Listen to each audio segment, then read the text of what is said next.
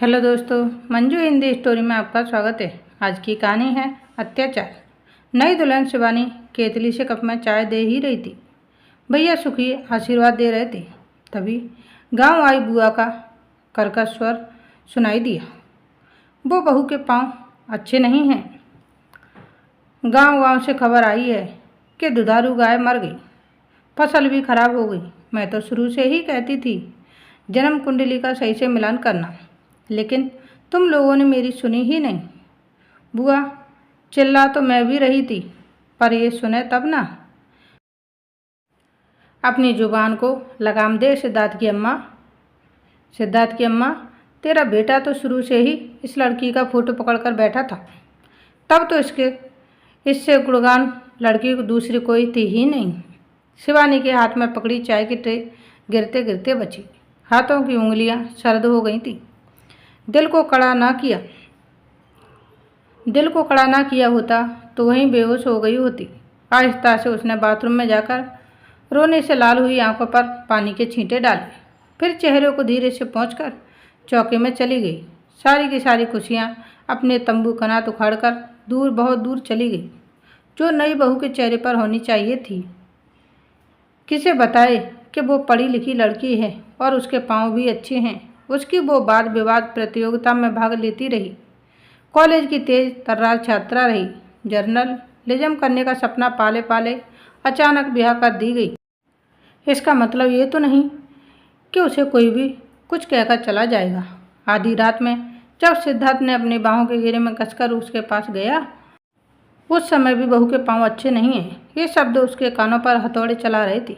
बुआ के पास लौट जाने के बाद एक दिन सासू माँ को अच्छे मूड में देखकर वो उनसे पूछ बैठी, माँ जी, ऐसा क्या हुआ जो बुआ कह रही थी कि मेरे पाँव अच्छे नहीं हैं? गाय मेरे कारण मर गई या पहले से ही बीमार थी? 4 दिन की ब्याही लड़की और जुबान कैंची की तरह चका चका चला रही है।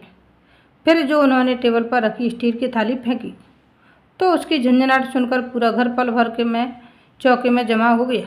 उसी थाली की तरह वो भी कोने में जाकर गिरी।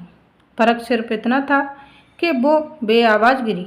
जब उसने समर्थन के लिए पति की ओर देखा तो उसकी हर अदा पर रीझते हुए उसका पति परमेश्वर सिद्धार्थ थे। और वो बोले, कैसे संस्कार हैं इसके, इतनी तेज लड़की, अभी जुम्मा 2 दिन भी नहीं हुए ब्याह को, और इतनी जुबान दराजे। जेठानी पहली बार उसके खिलाफ बोलती दिखी। एक आसरा था, वो भी गया। ये तो हम लोगों को जीने नहीं देगी। इनके घर वालों को बुलाकर इनका हाल बताओ अम्मा, तभी उन लोगों को समझ में आएगा। उसका देवर मनीष भी पीछे नहीं रहा था। शिवानी की स्मार्टनेस, कुशाग्र बुद्धि, उसका फुर्तीलापन सब बेकार हो गए। पाँव उन लोगों के डर से कांपने लगे। अपमानित, उपेक्षित कटघरे में खड़ी शिवानी याद कर रही थी, 2 घरों का मान सम्मान अब तेरे कंधों पर है बिटिया। विदाई के समय माँ और बाबा ने कहा था, जाओ जाकर अपना घर आबाद करो। बेटी तो पराया धन होती है। सबको डांडस बनाते बिटिया को विदा करते। चाचा ने कहा तो शिवानी को घेरे उसके लाल जोड़े को निहारती कमरे में भरी सारी औरतें सिसक उठी थी। कहीं न कहीं सबको अपनी बात अपने आप बीती याद आ रही थी। कितने जतन से सबने शिवानी को यहाँ भेजा था। कोई पानी पिलाता तो कोई भोजन कराता। माँ दान दहेज का सामान अलग कर रोती जा रही थी, ये ननद के लिए, ये जेठ जेठानी के लिए। तभी बड़े भाई की आवाज़ आई, निकालो भाई, नहीं तो मुहूर्त का समय निकला जा रहा है। और सही समय देखकर वो घर से निकाल दी गई। उस दिन सबसे अपमानित होने के बाद उसने प्रण लिया कि अब वो कुछ नहीं बोलेगी, बोलकर मिलेगा भी क्या।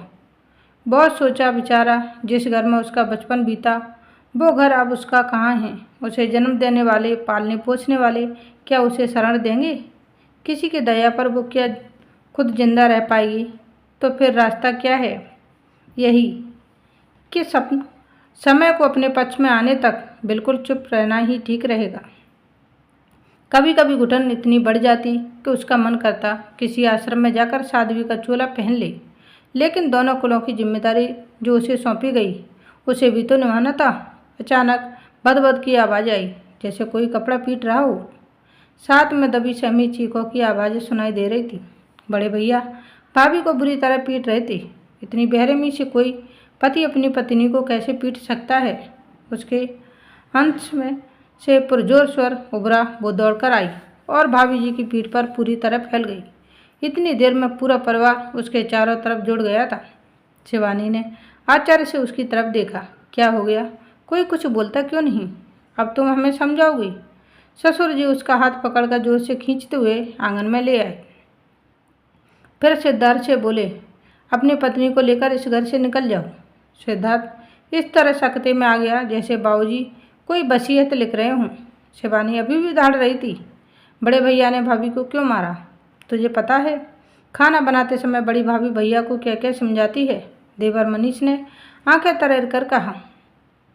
तो इसका मतलब उन्हें जानवर की तरह पीटा जाएगा? सिद्धार्थ उसके पास आए और उसका हाथ ऐंठ कर बोले, सुन, ज़्यादा ज्ञानी मत बन, नहीं तो 2 मिनट में बड़े भैया तुझे भी तेरे मायके पहुंचा आएंगे। अब उसके अंदर से ऐसी स्त्री निकल कर आई थी जो बात बात से डरती थी, झिझकती थी, घबराती थी। अकेले चलने में उसके पांव कांपते थे।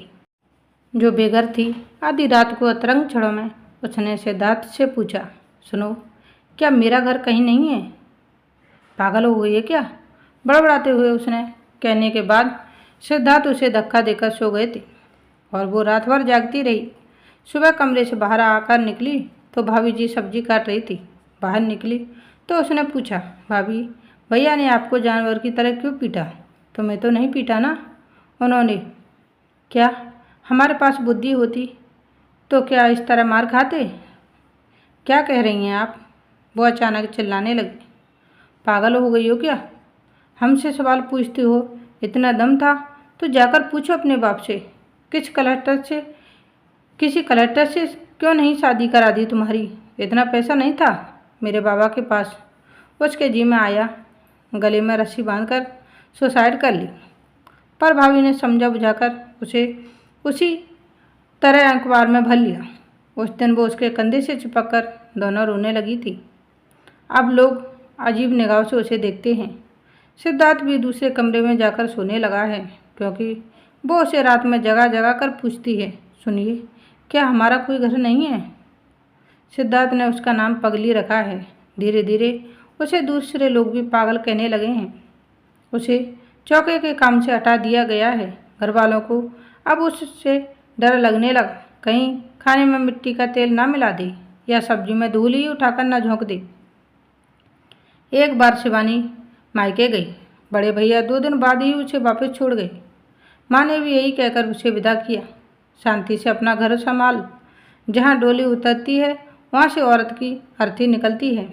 मायके से लौटने के बाद उसका पागलपन और भी बढ़ता गया। जो भी घर में आता उसे कहती फिरती, मैं फर्स्ट हूँ, MA किया है, लेकिन मेरे पास घर नहीं है। पगली को पागल हुए 4 बरस हो गए। इस बीच वो हर दूसरे दिन मार खाती और जब बाबूजी के सामने साड़ी उठाकर बैठ जाती है या उनकी थाली में से खाना निकलकर खाने लगती है या हमारा घर चिल्लाने लगती है। जेठानी जी ने दबी जुबान से उसका इलाज करवाने की बात की थी, लेकिन उसे डांट कर चुप करा दिया गया। एक दिन शिवानी घर छोड़कर बाहर निकल गई। कारण तो साफ साफ नहीं पता था। हाँ, जेठानी जी की कभी आंखें फाड़कर कभी बंद करके जिस तरह से इशारा करती है उससे पता चलता है कि उसके देवर ने कमरा बंद करके उसे दबोचने की कोशिश की थी। ऐसा करता तो वो हमेशा से ही था, लेकिन इस बार वो उसकी पकड़ से भाग निकली। बाल बिखरे अर्धनग्न दशा में जब वो वापस लौटी तो मनीष आंगन में तुलसी के इर्द गिर्द उसे बेरहमी से पीटता रहा। मार मार कर जब वो थक गया तो जाते जाते उसने बोला, चरित्रहीन औरत, फिर कभी मेरे पास भटकने की जुर्रत की तो इससे भी बुरा हाल करूँगा। उस दिन के बाद शिवानी ना घर में दिखी ना गांव के किसी कोने में। हाँ, उस समय वो अपनी अस्त व्यस्त दशा को सहजती समेटती उठी तो उसने एकमात्र गवाह भाभी जी को धोखेबाज और कायर कहकर इस तरह घूरा था कि भाभी जी खुद को धोखेबाज मानने लगी हैं। लेकिन तब जब घर के सारे सदस्य गहरी नींद सो रहे होते हैं और वो जाग रही होती है। आज की कहानी यहीं समाप्त होती है। मिलते हैं नई स्टोरी वीडियो के साथ। Thanks for watching. Please like share and subscribe. धन्यवाद दोस्तों।